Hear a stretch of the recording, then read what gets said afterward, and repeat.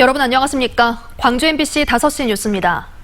경기도 파주에서 국내 첫 아프리카 돼지열병이 발생함에 따라 전라남도가 가축질병 위기 경보를 심각 단계를 발령하고 차단 방역에 나섰습니다.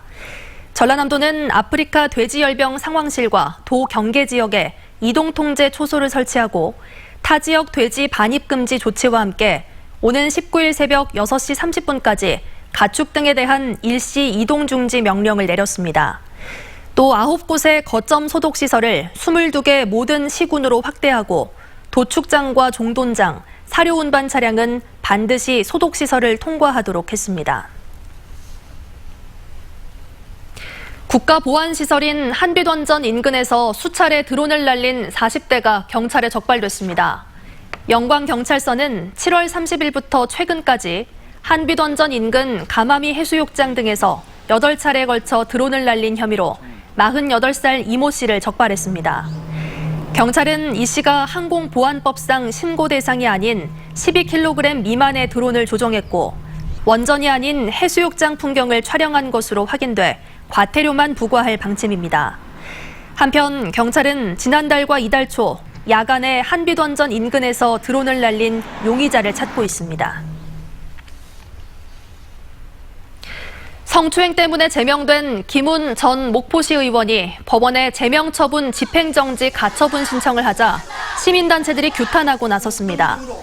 광주 전남 여성단체 연합 등 시민단체들은 광주지방법원 앞에서 기자회견을 갖고 동료 여성의원을 성희롱해 제명 처분을 받은 김 전 의원이 집행정지 가처분을 신청한 것은 자신의 행위에 대한 면죄부를 얻으려는 것이라고 비판했습니다. 시민단체들은 또 피해 여성의원의 2차 피해가 없도록 김 전 의원의 신청을 기각해달라고 법원에 요청했습니다.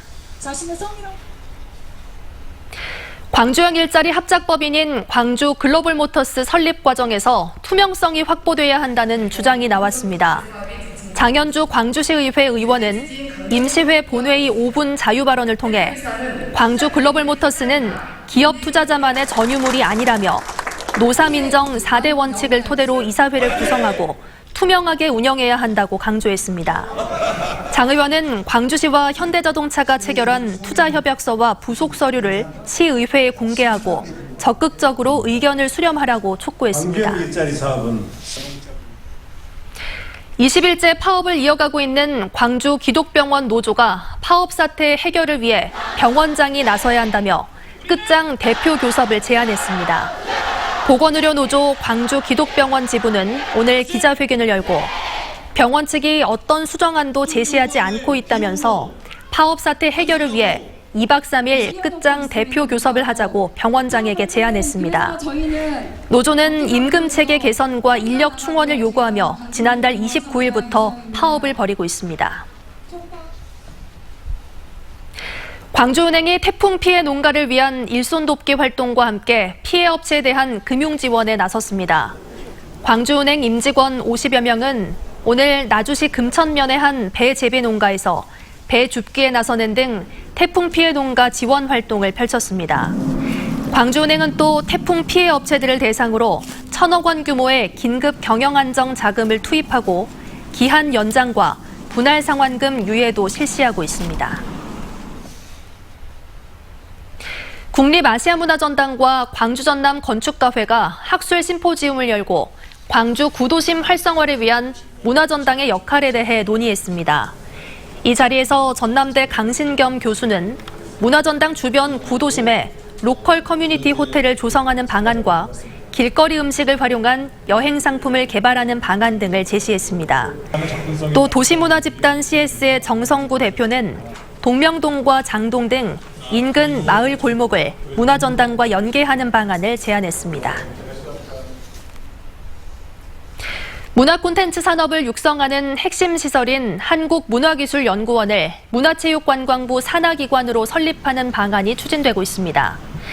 광주시는 시티연구원 설립이 내년도 국비지원 사업에 포함되지 않는 등 10년째 제자리 걸음인 가운데 시티연구원을 문체부 산하 출자 출연기관으로 설립하는 방안을 추진하고 있다고 밝혔습니다. 당초 계획대로 국책기관으로 설립할 경우 예비타당성 조사 등 진입장벽이 높아 사업 추진 방향을 선회한 것으로 분석됩니다.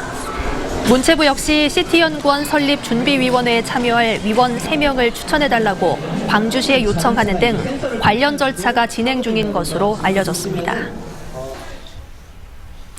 광주 교사노조가 일부 특성화고의 가업 승계자 특별 전형이 악용 가능성이 있는 데다 취지를 달성할 수 있을지도 의문이라며 재검토를 요구했습니다. 교사노조는 특히 동일미래과학고의 경우 토탈 뷰티과의 신입생 144명 가운데 52명을 가업 승계자 전형으로 선발하면서 4촌 이내 가족이 이 분야의 사업자 등록이 있으면 지원할 수 있도록 한 것은 공정성에 문제가 있다고 지적했습니다.